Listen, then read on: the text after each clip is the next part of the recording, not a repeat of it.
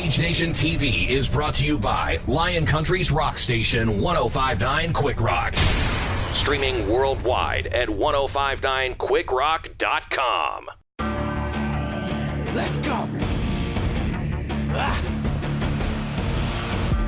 Welcome to the Cage Nation. Welcome to the Cage Nation. Welcome to the Cage Nation. No one can drop us, no one can stop us. We are the warriors, no one can top us, no one can rock us. We are the warriors, no one can drop us, no one can stop us. We are the warriors, no one can top us, no one can rock us. We are the warriors. Ladies and gentlemen, I'm stepping in for Drew Shannon because he's not here for that. We're coming from Pinnacle Fighting Championship, Pittsburgh Challenge Series 10 here in Canonsburg.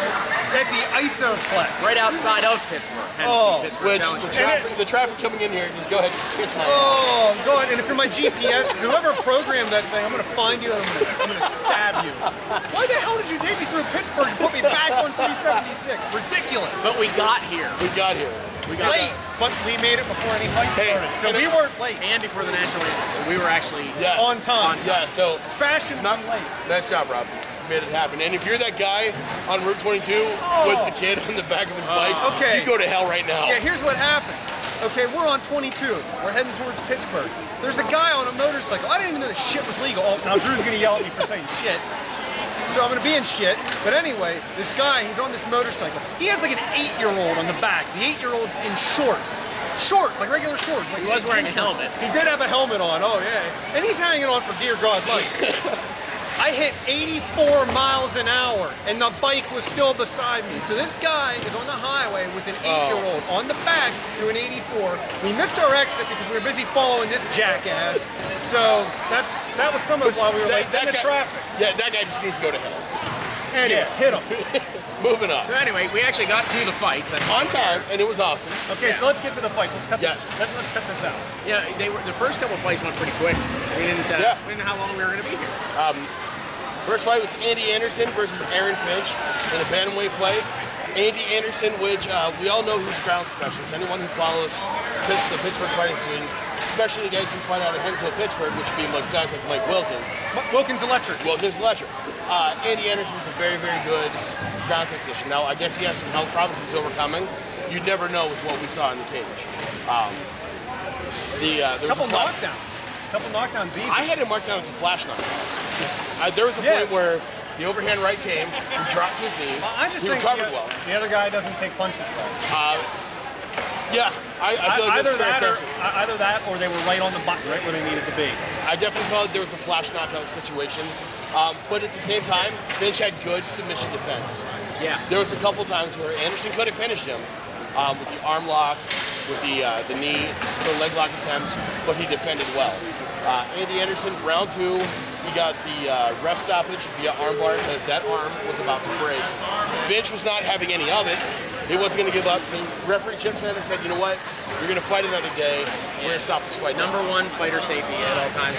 I overheard Anderson say something. He felt some pops in his opponent's arms, and there's so much that can go wrong in there. There's the elbow capsule, there's the tendons, there's muscle connection. Well, his arm was... Dr. Albert here. From my vantage point, his arm was starting to bend the other way. Hyperextension. Yeah. Oh, he's using his New York words on us. Fight 2, we had Brock McClellan taking on Ian Jackson in a welterweight fight in the amateur on our second These guys are picking up chairs. You're going to probably grab that bag. Move our bag. Sorry, I had to interrupt. That's all right. It's part of what we do. Round 3, Ian Jackson got the 12-second TKO. Going into that fight, I think there was a good back and forth in the first round, but Jackson did have the upper hand. Brock McClellan had good redirection. He was coming. He was doing a good job of stepping aside and redirecting. It just wasn't enough during that round. He was getting gassed, too. He did get kind of tired. Even towards the end of round 1, you could tell he was starting to get tired. And that's one of the things you learn in the amateur division is that... Yeah, Cage Nation! Hey, Zach Brenner for Pittsburgh Sports Line. Ian Jackson out of the red corner did get the 12-second KO in the third round. The third fight, Jason Alexander taking on Cortland Woodard. And what could best to be described as a one-sided fight that if it would have happened in the street, there would have been charges. Assault and battery charges. It was complete. It started with an early shot that just put him on his ass, and then from there it was all downhill. You know, and it happens. It's you know, you're working on something in your house, you get up, you bang your head, and you're just out of sorts for the day. Same thing. He got in, he got nailed, and that was it. That was impressive with Jason Alexander. Josh Frem remains undefeated. Yeah. Josh Frem takes on John Saxon in the 4th fight. Josh Frem continues to impress me with his reach. Josh Frem's a tall guy. He's a tall, lanky guy. He's a tall, lanky guy. It's out there. And one of the things that Josh Frem has built his name on is use that Sparta kick. Yeah. He uses that front push kick to keep distance, and he did it. This is Sparta! Josh Frem gets the round 1 technical knockout in 2 minutes and 16 seconds. Look at these guys. They got about 24 beers each. All right, then. All right. I'm good, but thank you. Free beer. If it's free, it's for me. It's always fun on the show floor. Fight number 5, Treg Wells taking on Chris Humes Mitchell. Lightweight title fight for the amateur division. I'm not going to lie, I think there's points of contention between each one of the media folks. Cass doesn't Thinking agree. about going for free beer Friday on a Saturday. Cass doesn't agree with me. I think you and I might agree, but we don't agree with Jim Ajo. I had As a general rule of thumb, I do not agree with Jim. I am a beautiful man. I don't care what he tells me. That's in the book. It's in a book. Devilishly Handsome. by John Gottschall, Yeah. Professor in the Cage. Professor in the cage. I had fighting while we like to watch. I had Treg Wells winning the first round because of the ground control. He did a good job putting Humes Mitchell on his ass, keeping him there. Second round, Humes Mitchell started getting the best of strikes. That was kind of iffy. And that could have went either way. I think it should have went the way it did not go. Right. However, I do not find. Yeah, I have to give the first 2 rounds to Wells. He just seemed like he had I more. disagree with that entirely. I think Humes Mitchell had the second round. The 3rd round, there was no there's no question. We know how that went down. I don't even know how he didn't get the knockout. Because it was just, he was out on his feet. Wells kind of like lost the will to, I don't want to say the will to fight, He just but kept dropping his left arm. He just, I don't know why he didn't take advantage of that. When you get hit a lot, you know. Well, he was fighting to survive, not fighting to win the fight. That's what it looked like. Well, I think he thought he was ahead. I think he thought that he was going to win. It was almost like Rocky. He just kept taking the hits, Oh, bang, but he wouldn't go down. In the amateur main event for the welterweight amateur championship, we had Chris Brooks taking on Malik Epperson. I had Malik Epperson going in as the favorite at the beginning of the fight. And he was controlling him for the most part. Oh yeah, he did a good job controlling. But then the second round, Chris Brooks looked like he was getting gassed. Yeah. In the first round. Second round, he took the back standing. Yeah, right here. Right actually. here. And out of nowhere. Yep. I got no photos of it because my vantage point right here, I'm looking at a bar. I was like, oh, well, I couldn't see it. Right. Just switch, like you said, jumped on the back, rear naked choke. Epperson did as much as he could to defend it, but tonight, Chris Brooks was the better fighter. All right, guys, we're going to take a quick break. When we come back, we're going to talk about the pro portion of the card and some of the cool stuff that happened here at Pinnacle FC. For Jess and Rob Albert, we're going to be right back.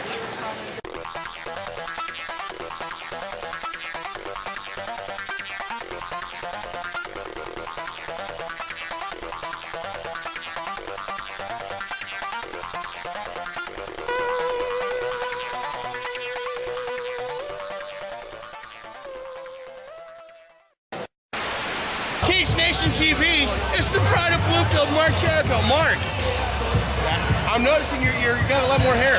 That's why I didn't do it.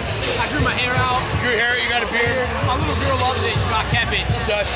Mark, you look a lot bigger now than you do in previous fights. Like, what's the change in the regimen? Injuries.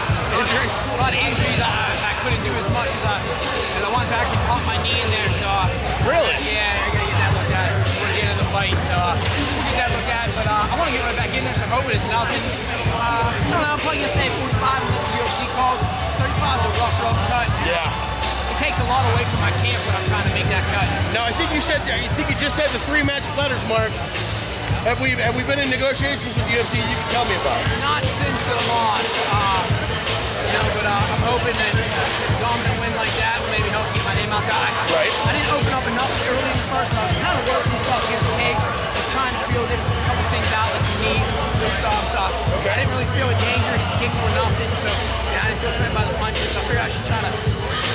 marking, get some rounds in, get a little bit more. And, so I opened up a little bit, and then I opened up on the feet a little bit. The second I know I hurt him, down to finish. Now, Mark, you said you injured your knee. From where I was sitting, you couldn't tell. He had the single leg, and I was going for the cross face through frame. Okay. And then I came out all the way back. I felt my knee pop a couple times. It's starting to hurt a little bit now as the adrenaline and the realization I just got paid to beat somebody else. So, Mark, coming into this fight, we knew that Darby Hafferty was a ground specialist. Now, we also know that Mark Jericho will take a fight anywhere it needs to go. Were you planning on keeping him standing, or were you just planning on making it happen? No, I don't ever have a game plan. I just do what I want. I just go out here and fight. I'll fight you in a fucking vacuum cleaner if we have to. I'm going to do whatever I got to do to win. Whether it be in the clinch, whether it be on the mat, whether it be on the feet, whatever. I'm just going to have some fun. Fantastic. I enjoy beating people up. They keep paying me, I'll keep showing up. Well, again, ladies and gentlemen, the champion, Mark Jericho. Mark, thank you as always for talking with us. Good luck. As soon as this man gets signed by the UFC, we're going to let you know right away. But until then, Pittsburgh is happy to have him beating people up in the Pinnacle FC cage. Mark, congratulations. Thank you. See you guys. Planet Aries Records. Independent music from our amps to your ears.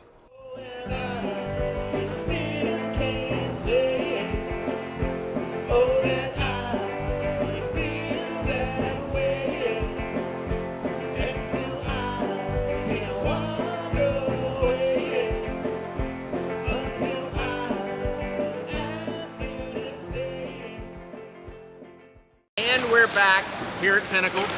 Fight's over, but we still have 3 pro fights to go. Albert needs to get in the frame. Come on, Albert. Sorry about that. You see how he went on the defensive right away? I don't appreciate it. So the first fight of the pro card was, I think, one that was mired in controversy, which was Jesse Murray versus Dan Cacuto. Okay. I don't know. Myers. Dan, I said before, Dan by however he won. Yeah. I said, this is no disrespect to his opponent. Dan, I know Dan, he's gonna give me $20. And he's gonna give me his $20 and his $20 too. But he was getting handled on the feet. I've never picked seen apart. Dan Cacuto is one of the most dangerous strikers I know here in Pittsburgh. And I've never seen Dan Cacuto He was getting manhandled. busted up. No, Murray was all over him. Yeah, just- Combinations and Murray had him on the ground, standing. I thought it was bad on the ground. Once he got to the feet again, it was even worse. Murray's corner was saying, don't get in the clinch. Keep Stand up hitting and him. throw. Stand up and At throw. one point, Cacuto took a kick right here. Toes dug into his Oh, eyes. yeah, Smashed his eye. he has a mouse and blood. It's Yeah, a referee bunch Chip of, Snyder thought that he busted his cheekbone, but he actually hit his nose. Right. I think broke it. And just blood So coming out. Dan Cacuto's getting taken to school, and then bad. he throws an elbow. Over the top, bang. Immediately. Cuts him. Immediately. Chip Snyder said he saw bone, Yeah. I think I saw bone. and you saw the pictures. Now, Actually, can we put the picture up and show the people what the hell? Like, look at this picture. This is ridiculous. I mean, that's nasty. yeah. Straight up nasty. The point of throwing an elbow like that is to cut. It's not to do blunt force trauma. It is not to do not to create distance. I don't know Elbows who are- he's talking about. You hit someone in the head with an elbow like that, you're doing it to hurt them. That's what I'm saying. Elbows are designed to cut. It's not a jab. It's not designed to create distance. Elbows are designed to cut, and that's exactly what happened. Jesse Murray got cut. A cut is a definitive finish. The referees and doctors stopped the fight. Especially that guy. Yeah, that cut was essentially bad. I cannot agree with the doctors and Chip Snyder It anymore. comes back to player safety, fighter safety, and that is absolutely. Rob's going to show the picture again. Fighter safety is always the number one concern. You're wondering I shoot cannon. And by the way, by the end of the fight, his eyebrow was actually drooping down. It was getting pretty. Well, nerve damage could have occurred. A whole host of other things. Oh, we got Dr. Albert on staff here. So round 1, 321, Dan Cacuto gets the win via doctor stoppage. Fight number 8. I would have called that a come from behind win. Oh yeah. Yeah, That and was- that's no disrespect to Dan, but No. I mean, you get your head hit a few damn times. He and was it's losing. gonna- I think Dan. It's no secret Yeah. to Dan what was happening. But he wasn't giving up. No, he wasn't. Fight number 8, Tim Goodwin taking on Dominic the Honey Badger Mazzata. Co-main event. The co-main. The event that is with the main event that is also not the main event that is happening at the same place. Co-main event. I'm just doing what's on the thing. No, you didn't hear the diatribe that I gave him about it. The announcer didn't announce it as a co-main. He announced it really weird, and I was like, why didn't you just say the co-main? I think the fight went exactly how we thought it was going to go. Mazada went in there, and Mazada does best. He goes through, he implements a game plan, and he continues to be successful with it. He doesn't give a No, and I tell you what really impressed me was hoist. Like he's trying to hoist and slam down, and Goodwin skipped over him twice. And the third one, Mazada finally landed. You know what really irritates me is when judo throws are called judo tosses. Right. I don't have hits a nice judo throw. I did not get to see the whole idiosyncrasy of it. I saw hips, under, up, over, slam. Right. My vantage point was not good for this, but we always say this. I don't trip people. Any dumb monkey can trip. It's sweet. A read. All right. Why don't you sign them and we'll give them away? We'll find one. Albert got one in his hand.